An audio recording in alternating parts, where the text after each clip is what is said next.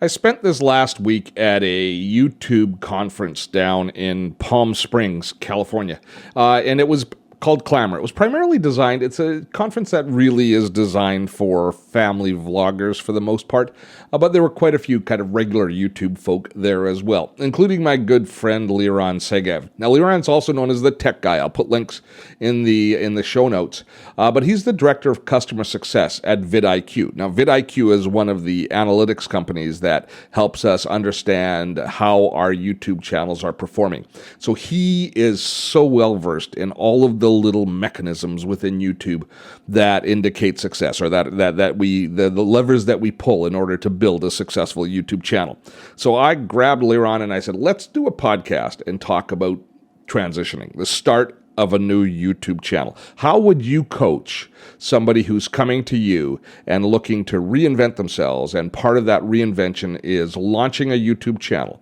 What would be the first steps? How would you coach a friend through the beginning process of creating a YouTube channel? And Liron, well, you'll hear yourself. He is a font of great perspective and knowledge. So sit back and relax. Today on Gray Matters, Liron Segev, the Techie Guy, Director of Customer Success at vidIQ, and noted YouTube strategist, joins us. Steve Dotto here. How the heck are you doing this fine day? Welcome to Gray Matters, the podcast for those of us in the gray zone. What is the gray zone? Primarily baby boomers and Gen X, those of us sporting a touch of gray. We're interested in finding our place in the digital age. On this podcast, we will learn about online marketing, community building, social networking, all from our perspective. The world's changing. The job market is not interested in us anymore. We're facing the prospect of a reluctant retirement, and that is not cool. We need a side hustle to take our experience and put it to work for us. We need to develop mad skills, adapt, and evolve in order to remain relevant in the digital age. I can help. This podcast can help. I'm glad you found us. So, Liron, if you had a buddy who said, I am now quitting my job, I've been packaged out, and you're the YouTube guy, how do I get started in YouTube? I want to start a channel. What's the first thing? You sit down with a beer in front of you. Imagine a beer in front of us right now. What do you say to your buddy? I say, what's taken you so long? And after I recover, because he's now knocked me out. So here's the story.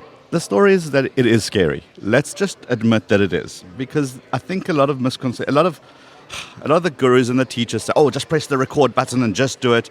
You need to get into the right frame of mind first. So a lot of it has to do with prep. Now, I don't know about you, but having grown up not with an iPad as my first toy, we're in a different mindset. We had to come from a different environment. So for us, it's all about preparation. It's all about understanding before we jump in with 2 feet and a head forward, right? So I would do a lot of research, and I would understand what is this thing that you're trying to get into. But more importantly, I would understand why you're trying to get into this space. And here's what I mean by that. Anyone can press a record button. And you could be good or bad or indifferent. You could have a lot of experience, no experience, terrible on camera, awesome on camera. It doesn't matter. If you don't have a clearly defined purpose of why you're there, you will suffer from day zero. However, if you know what you want to achieve and you want to know what you want to get to, you will succeed. It's like your GPS in your car. An amazing piece of technology, arguably better than the wheel. But once you do not put in a destination, it's pointless. It just tells you where you are. But once you have a destination, you know it's going to get you there. So the first thing I would tell my buddy after I recover is, why are you on YouTube? What do you want to achieve? Okay, so let's unpack that for a little bit, because that is obviously that's going to be a big challenge for that's such a roadblock, because I think once you get past that, you go from trepidation to inspiration once you have clarity. And let's be honest, very few people have the inspiration right at the start. If you had the inspiration, you'd already be on YouTube. 100%. So if you are reinventing yourself, you have to go through a bit of a process to come to terms. So let's talk about what YouTube is absolute best for. Like if you're gonna reinvent yourself, who does YouTube serve most effectively? YouTube, at the end of the day, is a search engine. Mm-hmm. It's the world's largest search engine. And what do people do in search engines? They ask questions.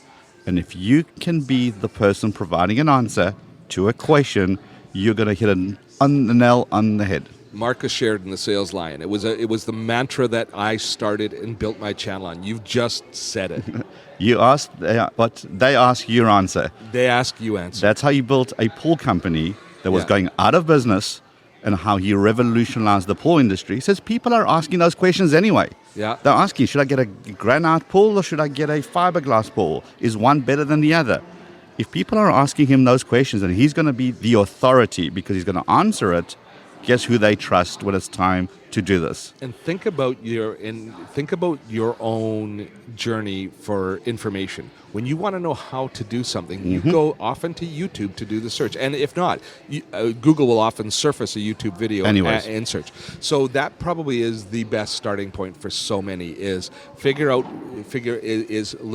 ask the questions of the people who you want to be your customers, who you want to be your followers. See if you can serve. And the term is a bit hackneyed, but having a service heart.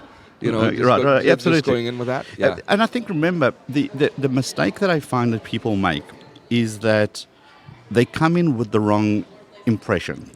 What I mean by that is they come into a platform, they go, it's saturated, everyone's doing it, everyone's answering those questions, everybody's entertaining, I'm never going to be, and you just talk yourself out of it. Yeah. Okay. However, what these 12-year-olds on YouTube don't have is 28 years of experience of running a multifaceted business across multiple countries, multiple states.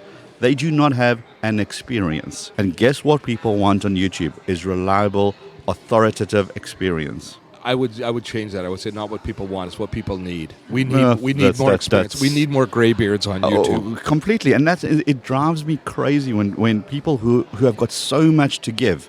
And we've seen this in our workplace, and I'm sure you have seen it as well, where people are getting phased out earlier and earlier in life. They're still got so much left to give, but maybe technology has taken their place. Maybe the companies outsource their division because it's faster, better, cheaper, and overseas. It doesn't mean your expiry date has come and gone. It just means you got to transition and deliver that value on a different platform. So before you sat in a cubicle and you spoke to your mate next to you or around the water cooler, nothing changes. Your mate is now a camera. Your water cooler is now YouTube. What's the difference? Nothing. The difference is you're doing your pajamas at home. Sometimes you don't even have to wear pants. Yeah, and when you've put yourself out and you trust that, if you trust your experience, if you trust that you have value, and you honor that experience, I believe that it will start to resonate with the community. So it's a wicked introduction to this space, because not only do you have to overcome your sensibilities as far as finding your messaging and overcome your insecurities, but you also have to overcome your technophobias and actually start delivering. How big a deal is it, those first videos you make, that they be acceptable? So let's be honest, you're gonna suck. Own it. Just accept it. Nobody was born into this world knowing how to walk, do basic arithmetic, knowing how to read and write. But guess what? You learned it at school, unless you were absent. You learned it every day, and you got better at it every day, and now you can color in within the lines, and now you're able to determine red from yellow, square from triangle, because it's a skill that you've managed to master over time. If you're going to let that technophobia stop you, you're never going to get better. It's I know you're the guest, but I'll share. I went through a period of time. Now our channel is a good, successful channel, but I went through a period of time where I constantly said, "Is the quality of this channel good enough?" It's me on a webcam, and I thought, I got to get out in the field. I got to shoot B-roll. I got to do all this extra stuff. And I went through a period where I spent a lot of energy trying to make the quality of my video more broadcast, what we would have done on television. And I didn't see any increase in engagement. And I quickly realized that it was the quality of my content, not the quality of my video. Now, video does have to be acceptable, and audio should be excellent. Number one priority. Yes, but it's the message that you deliver. It's your content that's so important. Well, let me ask you this. I know I'm being interviewed, but I'm going to ask you the question. It's, if your toilet is blocked, and you go to YouTube and you go, how do I unblock my toilet? Do you care what the lighting is? Do you care if the person was wearing a green shirt or a yellow shirt? If there was continuity, if there was two different takes with two different do you shirts. care? And how was was there a hard break, a soft break? Was there a B-roll? No. You just want, how do I unclog my damn toilet before it leaks all over my house? Yeah. Give me the information. Yeah. And YouTube is an information platform. Also, I'm willing to bet that you've watched 10 videos today. And out of those 10 videos, you have no idea if the person stood, sat, face camera the right way, the wrong. You weren't looking for that. You were just enjoying the content. So why are we so hard on ourselves to be absolutely perfect before we press the record button? You're absolutely right. And here's another aspect of that, is I believe people inherently are far more hard on themselves than they are on anybody else. And this is something that I preach over and over again, which is when you watch your video, if you make the slightest mistake, it drives you crazy. Mm-hmm. If you watch me doing the same video and I make the same mistake, it doesn't bother you in any way, shape, or unless it bothers me. We're empathetic rather than judgmental creatures, by and large. Absolutely. And what's the funniest thing to watch on YouTube, or the best thing to watch on YouTube, is bloopers. Yeah. We stay for the real. We've finished watching a movie on the big screen. Yeah. The credits have come up and nobody budges. Because you want to see those outtakes. You want to see the scenes where every actor in Hollywood who gets paid millions of dollars still messes it up. Becomes a real person to you. And you connect with people. And that's at the beginning of your YouTube journey. You're drawn by this siren song of tens of thousands or hundreds of thousands of subscribers and millions of views. But we grow those one at a time. Completely. And it's one relationship at a time. And the more that those people feel bound to you, feel that they know you and they have a relationship with you, the more that they're going to be, the more that they will continue to watch you and help you grow your channel. And if you think about, I often consult with channels and they've got 200, 300 subscribers. And they go, oh, I'm tiny, I'm going to hide my subscriber count. And I say to them that if 200 people came for dinner tonight, would you say that's a fair amount of people? Mm-hmm. Yes. When we stand up on stages and give keynote talks, there's 2, 3, 4, 500 people in the room. Now you have a channel that's got that many people. That is your stage. Every video. What are you doing? I'm going to tell you right now, some people are going, yeah, 200, 300, 400, I wish. That sounds like a lot. What sort of time frame does it take a fledgling YouTuber to grow to the point where they start to feel they're getting some traction? Well, it depends. What content are you making? What are you trying to do? Mm-hmm. So, in other words, your what and your why. Okay. So, what are you doing on YouTube? Why are you there? If you can work that out really, really quickly and really kind of experiment with your content early on, which is why never look at your numbers right at the beginning. Just do stuff. Do 3, 4, 5 different videos. Who cares about the numbers in terms of channel growth? It's more as what is your audience responding to? And where do you find that?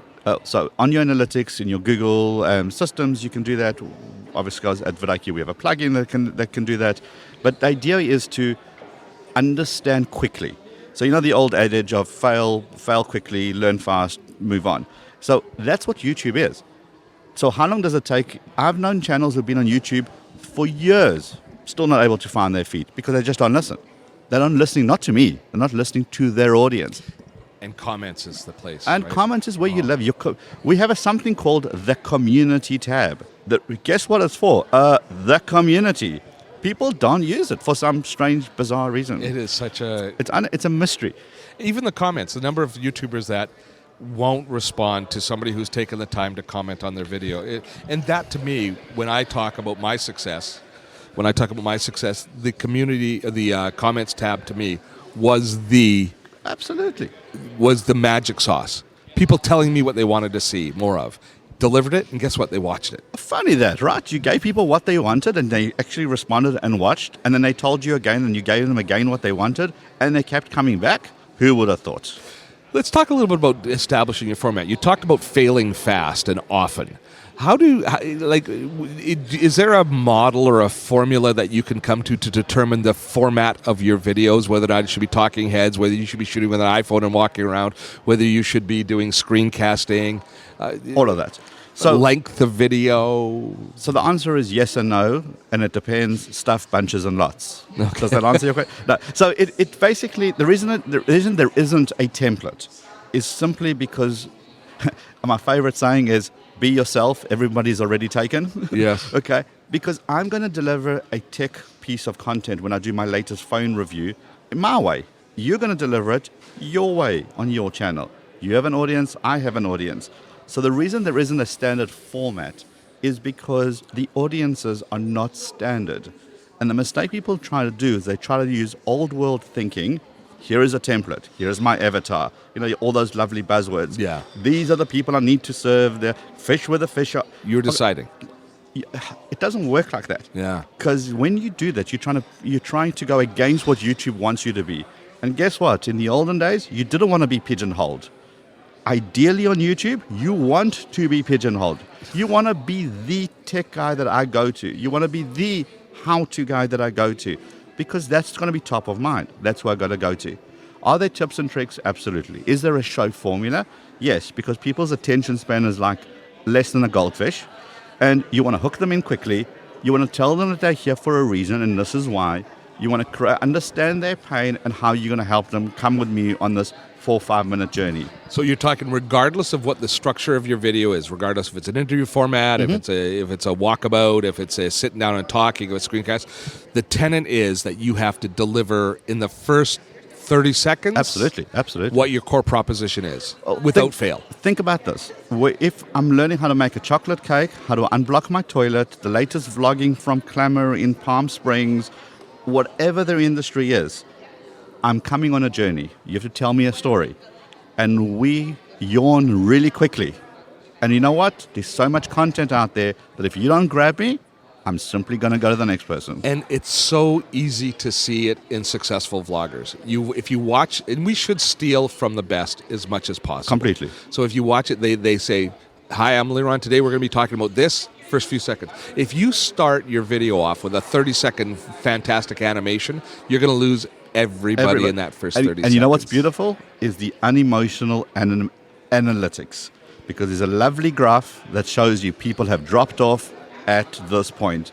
And you go back and you watch it. Why did they drop off at this point? Well, for the first 30 seconds, it was your plane ride and the window seat that you sat in. And people are just not interested in that because they came to how to unblock my toilet. Yes. That's what they want. So if you started your video saying, is your toilet blocked? Does it stink up the house? Today's video, I'm going to tell you exactly how to unclog your toilet. Come with me. You're really stuck on the toilet thing. It is a utility thing and we all understand it. Everyone has a toilet. There you go. It's the one video that I don't think I'll ever make. How to unblock your toilet in 10 different ways. But number 3 will shock you. So talk to me about the growth path. So now you've had your channel for a little while, you're starting to grow, you're starting to get some traction. And now you're watching other people's videos. And I learn a lot from how other people do videos. How much should I be stealing and how much, because it can do two things. It can generate inspiration or it can generate depression. Depression and anxiety and insecurity. So I would say watch, learn, and then adapt. So what I mean by that is you could make the exact same content as somebody else and fail. And it could literally be the exact same content and still fail. Why? Because there is no formula. Because YouTube doesn't work that way. Whereas the real world, if somebody's got a great ad campaign, you go, oh, okay, they've hit those elements. I'll do those elements in my campaign. And most likely you'll succeed. But YouTube doesn't work that way. So should you be watching other people's content? Yes. Should you be absorbing as much as possible? Absolutely. Should you be kind of learning from other people? Completely. But then make it your own. Okay, there's nothing worse than comparing your analytics or your stats to somebody else. It will destroy your soul. It will take away any bit of fun that you're having. I would almost say block Social Blade from your browsing history and ability. For our community, Social Blade is a YouTube analytic or a social marketing analytics site that basically measures how good you are in all these aspects. It just tells you your subscribers you're getting every day. But it allows you to do comparisons with others. And that is the death of that will kill you. Yeah. That will kill you. Because right now you're exploring. Remember, you're transitioning from an old world space to a new world space, and you're trying to find your own feet. You're just trying to kind of learn how to walk this beautiful new territory that you're exploring, and all you're doing is comparing it to people who've been there for years before you, have a team of hundreds, budgets of millions, and now you're comparing yourself against them. You would never do that in the real world. Why would you do that on YouTube? Yeah. If you go and play tennis, you don't compare yourself to professional tennis players. No question. I can't serve at 100 miles an hour or whatever it is, but you're not. You're But you still a rep have player. There we go. Yeah. So and you still have the enjoyment from it. So and again, it's me. I always go back to the same resource over and over again: is trust your audience. Trust them far more than you think that you probably can, and let them tell you what you should be doing. The beautiful thing about the audience online, there's no filters. Yeah. They will tell you when you suck. They have no problem telling you that because they could hide behind an identity. You're not facing your face to face. They're not going to give you a pat on the back because you're their mate or you happen to work with them and they've got to see you tomorrow morning. They will tell you, listen, I really didn't enjoy this video because of these 5 reasons. Beautiful. If you can get to that relationship with your community and they tell you when you're not doing something well, guess what? You can fix that. And park that. We all will be like a mama bear rising up to protect our video that we worked so hard on. Let's talk about one other aspect. So again, as you're starting to grow, I think that there's a certain percentage of people, well, not surprising, human nature is, it's so hard to overcome all of the initial hurdles to create a video. Getting the gear in place, getting our ego in place that we can create the content, putting ourselves out there, the effort of the frustration of those first recordings, and the experience of editing and having to look at our face for an hour on screen, and all of the trauma that's attached to that. That by the time we publish the video, there's a certain expectation that the YouTube gods will take over and honor the labor that we put in. Can you disabuse us of that notion? YouTube owes you nothing. They don't care how hard you worked. Care how hard you work. They don't care how much money you spend. They don't care that you missed your kid's graduation. They care it's unemotional. It's a computer. It's an AI algorithm. They have zero love for you. They have lots of love for making money. So if you make good content that people want to watch, your quality could be crappy, your sound could be awful, and your light could be terrible. But if people love what they're watching, it will help. The whole thing with YouTube is if you get emotionally attached to the content, emotionally attached to the process, you're going to not make it because it's too emotional. The roller coaster is too high. The reason we have so many YouTube depression videos, I'm quitting YouTube, we've all seen those online all the time. The reason we have them so much is because it comes fast and furious. What I mean by that, in the workspace, when you have a real job, once you kind of do something, you have highs, you have lows, but they spread out over a period of a month, 2 months, 6 months, a year. So you have time to deal, you have time to process. But with YouTube, with every video, there's a high and a low. Is this going to do well? Why didn't it do well? Did this really well? Fantastic. What a high. Let me do another one. That one tanks. Now what? Yeah. It's a roller coaster on a daily basis, and you're constantly refreshing those screens, telling how's my video doing. Everyone who says that they don't is lying. You're constantly watching that. And you've got the additional pressure of, if you are following best practices, you have to produce 1 or 2 videos per Correct. week. So you've got content. Everybody didn't have the benefit of my history of growing up where I had to write a newspaper column each week. So I learned about writer's block. I learned about all those. I learned to deal with those things. This is foreign territory for most content creators, is feeding the beast. And you should feed the beast as often and as fast, as furious as possible, especially in the early days, so that you know what works and what doesn't. One big tip I can tell you, if you're so scared of pushing that record button, is download this program called Instagram. Instagram has got something called stories. Stories die after 24 hours. Get used to pressing that record button, recording yourself, eating breakfast, doing laundry, walking around the mall. Get comfortable on that camera. Because guess what? 24 hours later, it's gone. There's no editing involved. There's none of that hard work. And the more comfortable you are by pressing that record button, easier it is to transition to something that's permanent. If you've got this thing called Snapchat, which I'm not sure if your audience has that, but Some do. Some do. But it's same process because it dies after 24 hours. And people are saying, but I don't have anybody following me on Snapchat or Instagram. Good. Just get used to the process. Getting used to picking it up. Like now, before we kind of filmed, before we started speaking on this podcast, you whipped out your phone, you did a quick story. Hey, this is what's happening. This is what's going on. And you didn't think about it. You didn't go, oh, well, the lighting's not so good. You just did it. It was natural. It was instinctive. Because the more you do, the better you get. Yeah, absolutely. And so with bearing that in mind, that the comment that you said that YouTube owes you nothing, it also means that YouTube will do nothing for you unless you earn it. And one of the things that I always tell people when they create their first videos is the creation of the video is just the beginning. It's like having a baby. It's the beginning of the responsibility. If you want that video to succeed, it's up to you to shine a light on it, you to share it in your social platforms. So having and learning a YouTube launch sequence where these are the things I do to optimize my video, to title my video, the thumbnails, all of the stuff that you guys teach so well at vidIQ, all of that comes in after. But we got to get them to the point where they do press that button, where they do start the recording. YouTube is basically built up of 3Ds. The way kind of I teach YouTube is 3Ds. So it's D for discoverability. Okay? So you got to do it right, because the most amazing content that is out there but hasn't been titled, hasn't been labeled, is simply not being discovered. So the first D is discoverability. The second D is deliverability. I'm not sure that's even a word, but I'm owning that. It's a thing. It's a South African word. Let's go with that. So you got to deliver. In other words, you've earned someone's click. Are you delivering the content? Are you fulfilling your obligation?